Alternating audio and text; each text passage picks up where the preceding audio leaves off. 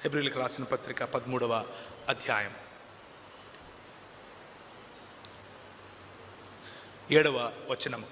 మీకు దేవుని వాక్యమును బోధించి మీ పైన నాయకులుగా ఉన్న వారిని జ్ఞాపకము చేసుకుని వారి ప్రవర్తన ఫలమును శ్రద్ధగా తలంచుకొనుచు వారి విశ్వాసమును అనుసరించుడి. ప్రియమైనటువంటి దేవుని సంఘమా, క్రైస్తవ సంఘ నిర్మాణం కోసం వారి దేశాలు, వారి సంస్కృతులు, వారి ఇళ్ళు, కొన్నిసార్లు వారి కుటుంబాలు సైతం విడిచిపెట్టి వచ్చి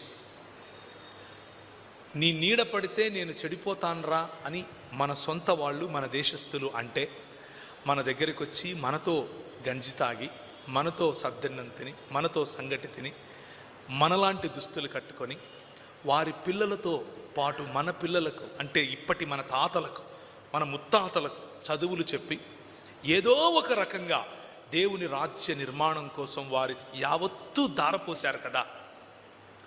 మనకు ముందు నడిచి మనకు వాక్యోపదేశం చేసిన వారు, మన నాయకులు, వారు నిర్మించినటువంటి సంఘాలు, వారు నిర్మించినటువంటి క్రైస్తవ సంఘాలు, అది బ్యాప్టిస్ట్ మూవ్మెంట్ కావచ్చు, అది లండన్ మిషన్ మూవ్మెంట్ కావచ్చు, అది ఎస్పీసీకే కావచ్చు, అది ఎస్పీజీ కావచ్చు, అది మెథడిస్ట్ కావచ్చు, ఏదైనా కావచ్చు, ఇండిపెండెంట్ సంఘాలలో, ఇటువంటి సంఘాలలో, బ్యాప్టిస్ట్ మూలాలు ఉన్నటువంటి సంఘాలలో, ఆ డిఎన్ఏ ఉన్నటువంటి సంఘాలలో, ఇంత చారిత్రాత్మకమైనటువంటి సంఘాలలో నేర్పుతూ ఉన్న వాక్యములో ఉన్న మాధుర్యాన్ని విడిచిపెట్టి మన పెద్దలు, మన ముందు నడిచినటువంటి మన నాయకులు మన కోసం ప్రార్థించి మనల్ని నిర్మించాలని వారి జీవితాలను ధారపోసినటువంటి ఆ నాయకులను విస్మరించి ఆ నాయకత్వాన్ని హేళన చేసి మనము పారా చర్చెస్గా, ఈ చర్చ్గా, ఆ చర్చ్గా సొంత గుంపులు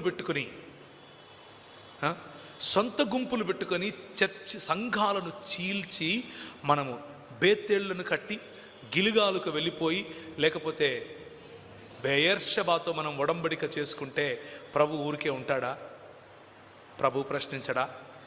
మనకు రివైవల్ కావాలి, దేవుని వాక్యం మాత్రం వద్దా? అనుభవం కావాలి, దేవుని వాక్యం వద్దా? సంకేతం కావాలి, వాక్యం వద్దా?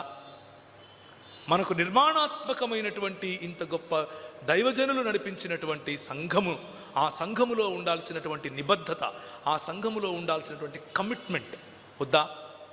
మనకు ముందు నడిచినటువంటి మీకు దేవుని వాక్యమును బోధించి మీ పైన నాయకులుగా ఉన్న వారిని జ్ఞాపకము చేసుకోవాల్సిన అవసరత లేదా? ఉంది. మనకు ఈ రివైవల్